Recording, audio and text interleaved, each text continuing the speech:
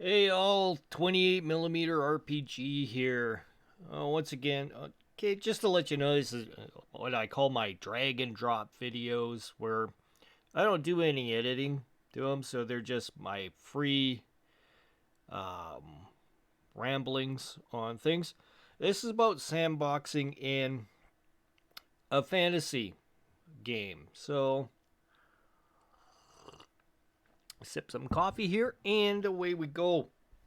Now, I have talked about this before in a video, but I'm kind of going to go over a little bit here, kind of my mindset whenever I put together something for the players. And I am going to be having a Castles and Crusades game as well coming up with where we'll broadcast it on Thursday nights because that seems to be the best time for all of us to kind of get together.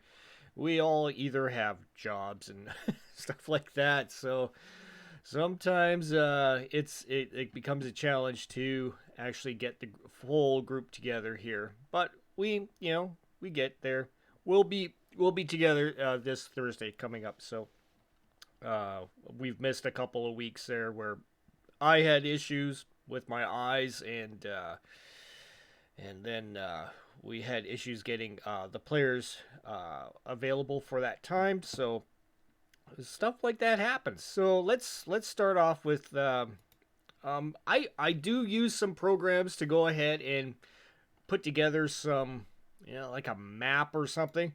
And yes, some people go, no, don't do the map. Don't make maps. For me, there's a reason why I go with a map, and I'm just gonna make a random one right now. Here, boom.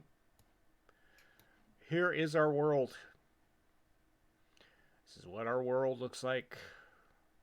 I'm gonna go ahead and we'll do the full screen thing here. And okay, here's our world. Now, when I start off a sandbox in this situation, just to kind of give you a sense, we're not dealing with the whole world when we come up with the idea. I am just going to be like doing a little. Of course, you can probably see my cursor here. It's a black cursor here. So if you're watching the cursor, top corner here, on my screen it's a white cursor. It's really weird. Whenever it goes on to OBS, it goes ahead and records it in a black cursor. So in a small area here, we're just only going to be in a little tiny area here on the map.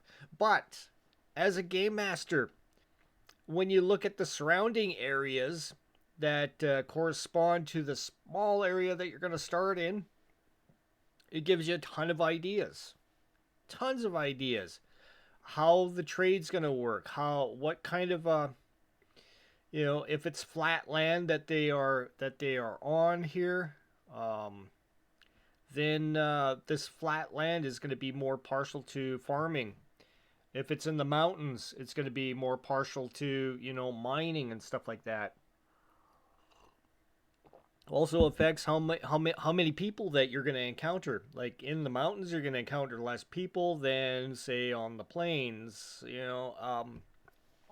Because it's more sustainable and easier for people on like a plain area. It's a little tougher and rugged in the mountain areas. So that also has a big impact on your populations. And whether or not there is sea or lakes or inner seas or what have you. I mean, you're gonna have situations where you have to analyze everything around it and kind of come up with an idea of how it interacts with the rest of the world, whether or not there will be visitors from other areas, different cultures, that sort of thing. And this is kind of going on to that rambling that I went on with the traveler sandboxing. is you have to look at the context of the entire world and see, okay, has this been explored? Has this not been explored? What's all inhabited here with a geopolitical, foundation?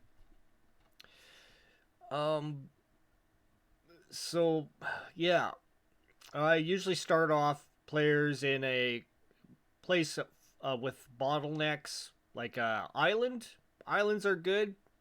Islands are nice because they contain the players to a local area until they get a ship, and then they can go elsewhere. Yes, the ship. The bane of the game, sandboxing game master's existence.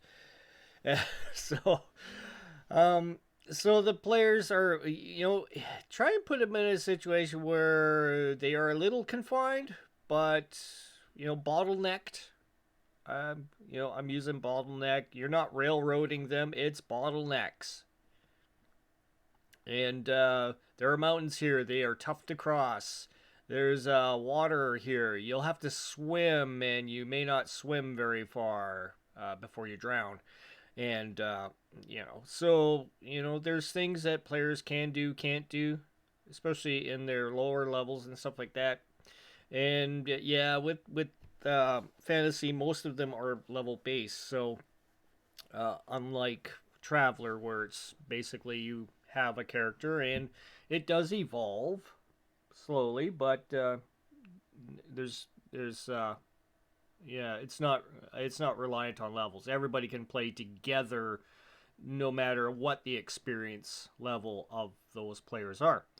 Where fantasy games, you pretty much in that D&D genre, you're stuck with players have to be pretty much close together within a couple of levels. So that is important.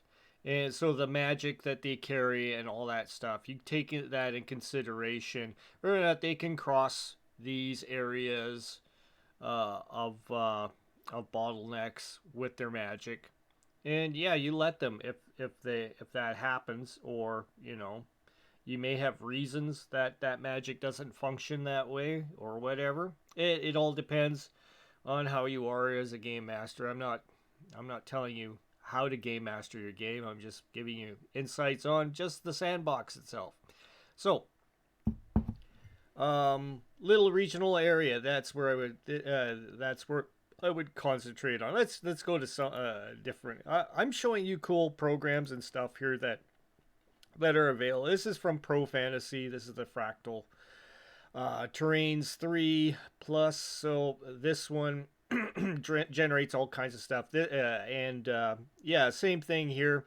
If you're starting your players off, say for example, on this particular spot here, yeah, this looks good, and they're here.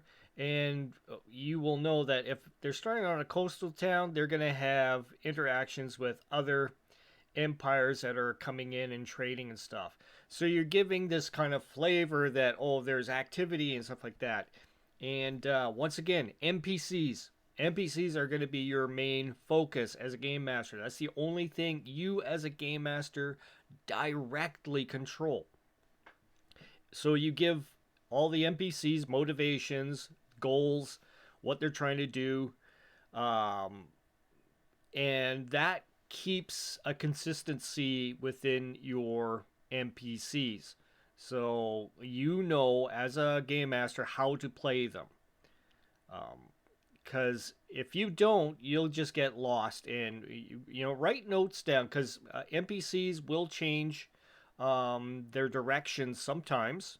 If something happens with the players, where the players end up doing something that the NPC, their goal has been furthered, or has been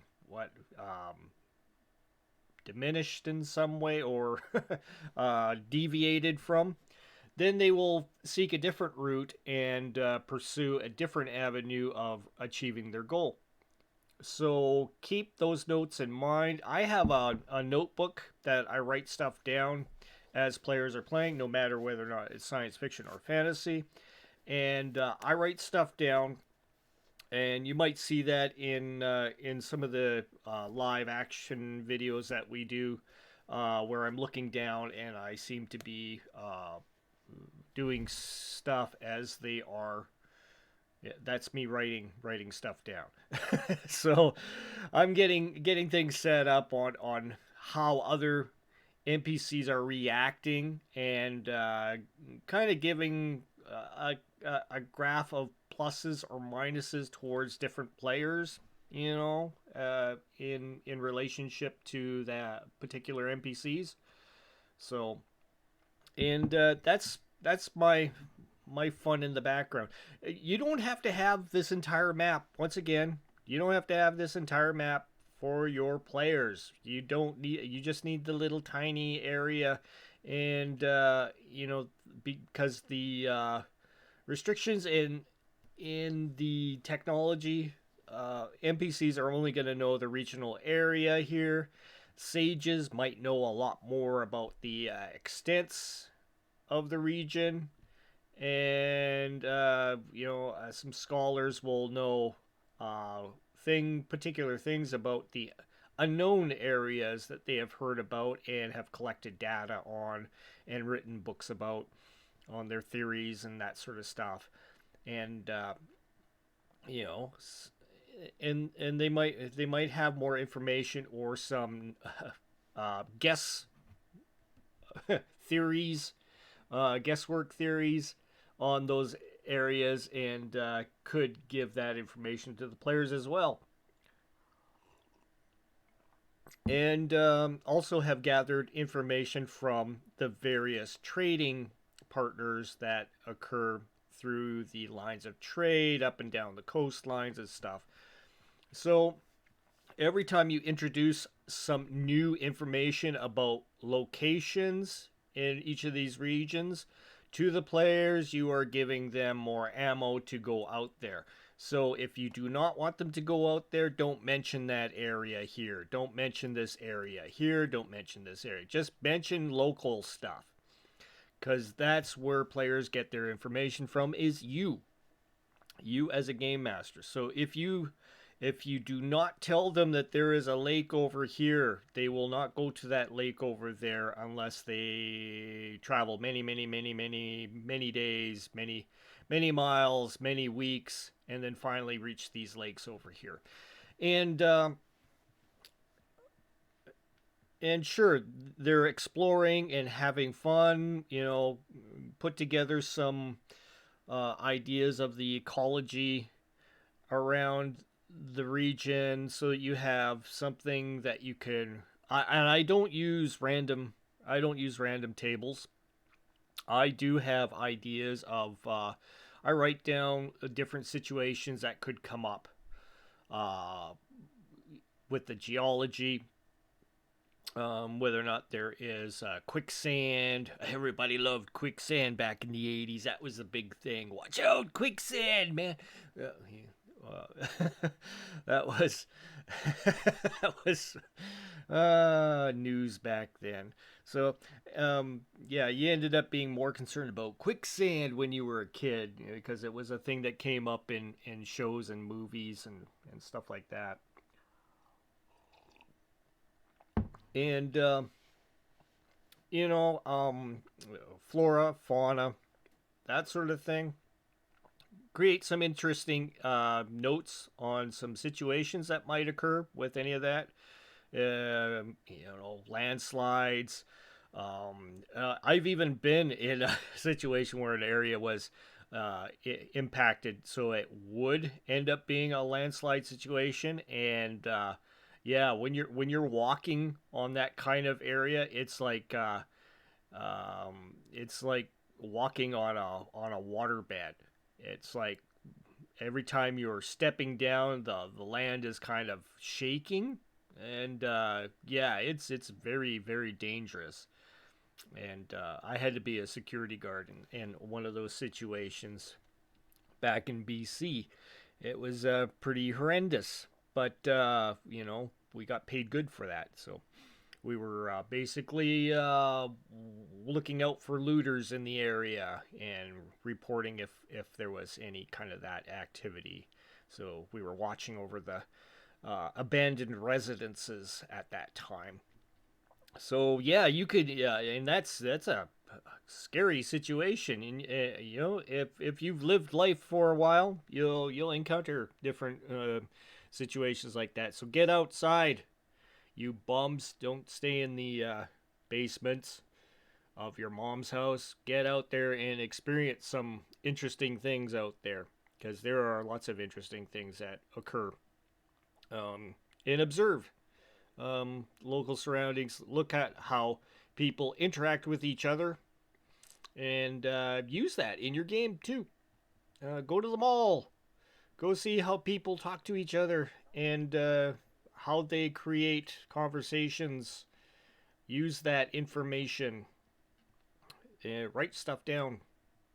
Yeah, it looks weird that you're writing stuff down as you're, well, sitting around at the mall or whatever, but it's good note taking that you can use later on in your games.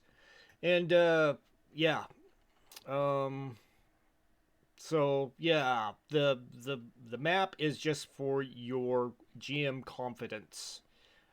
So you have a structure in your head, what's going on in regions, and like I said, the players don't even have to. They won't look at this map or nothing. As a game master, what is going on. And there is probably a good 90% of your world that is related to your knowledge, but the players will only know maybe about 10% of this little area here when they first start and explore. So, sure, have a Big Mac if you want. Um, it's fine. It gives you relevance to events that could be happening in the town.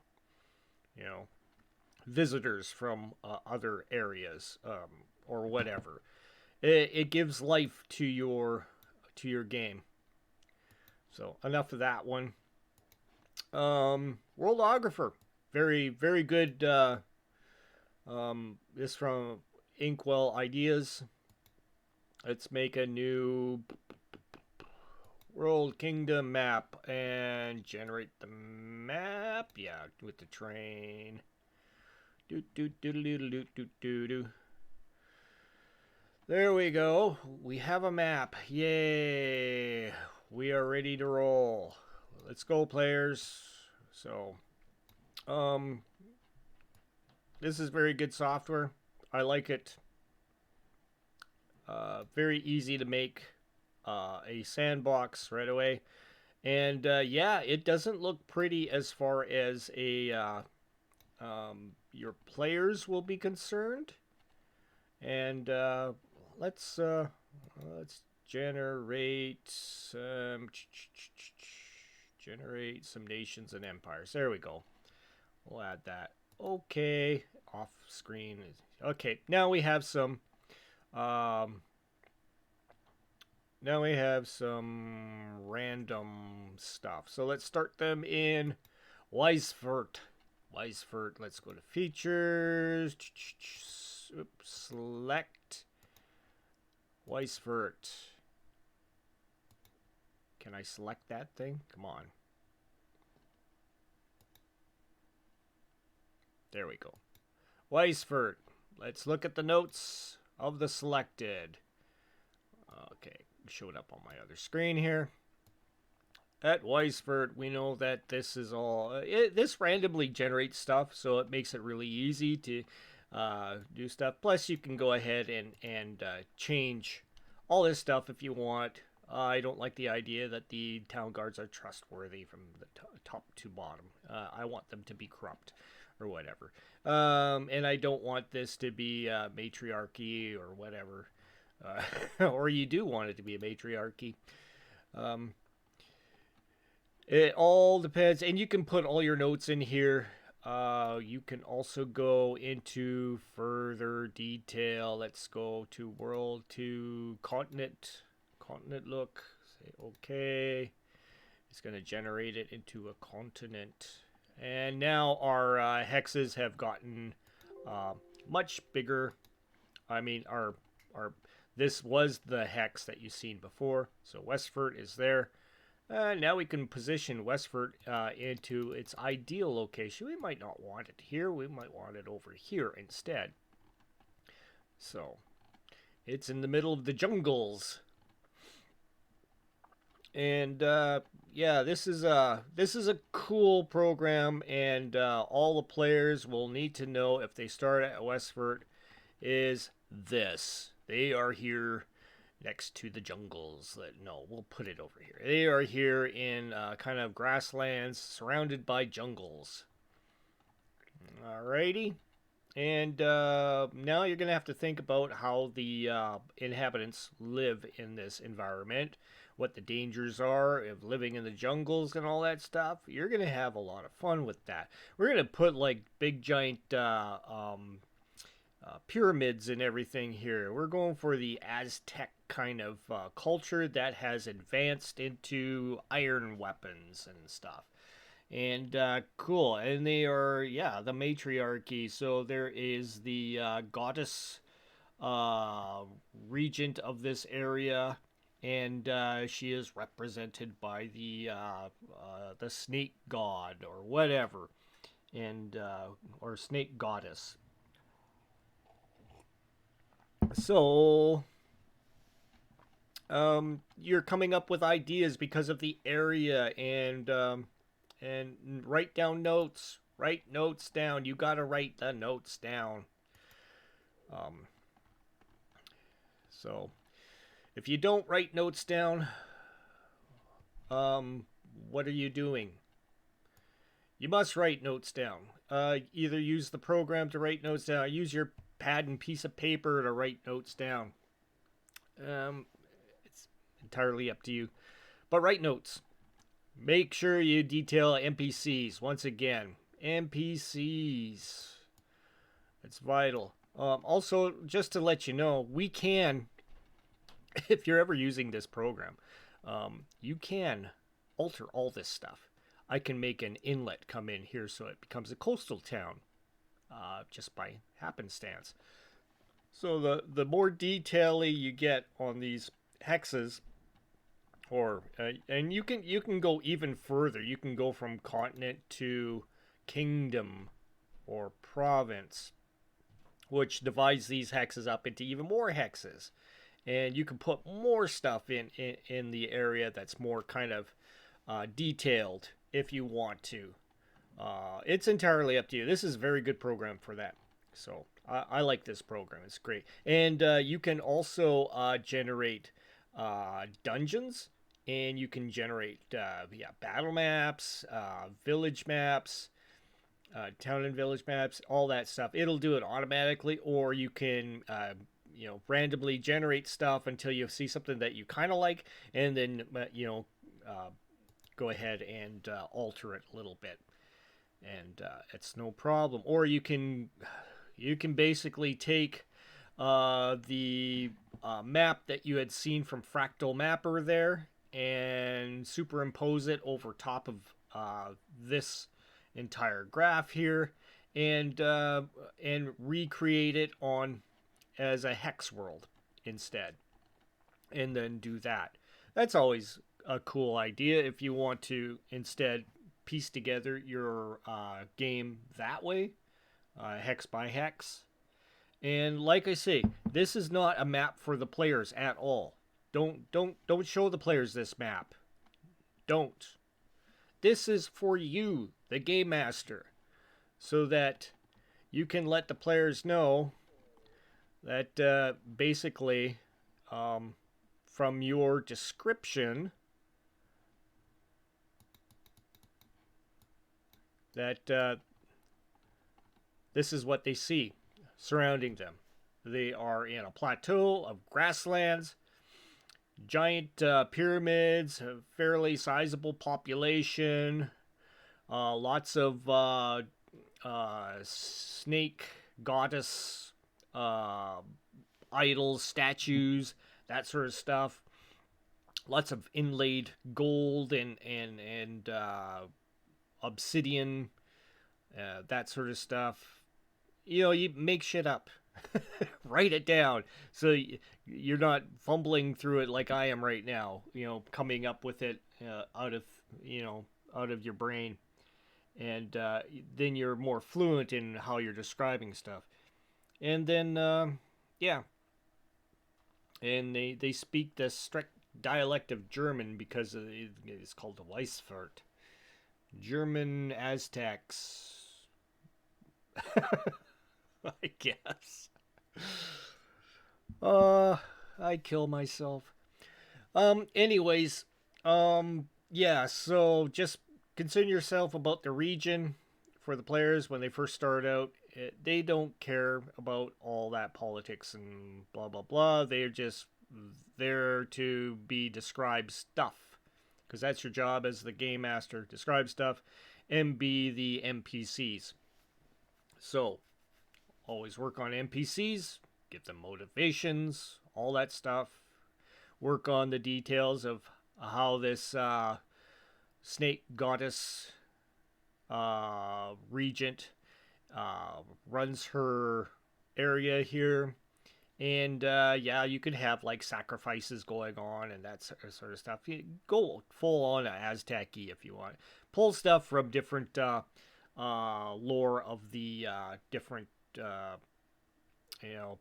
civilizations that Earth has had. So, or you could make them alienish if you want. Give them little quirks and stuff like that.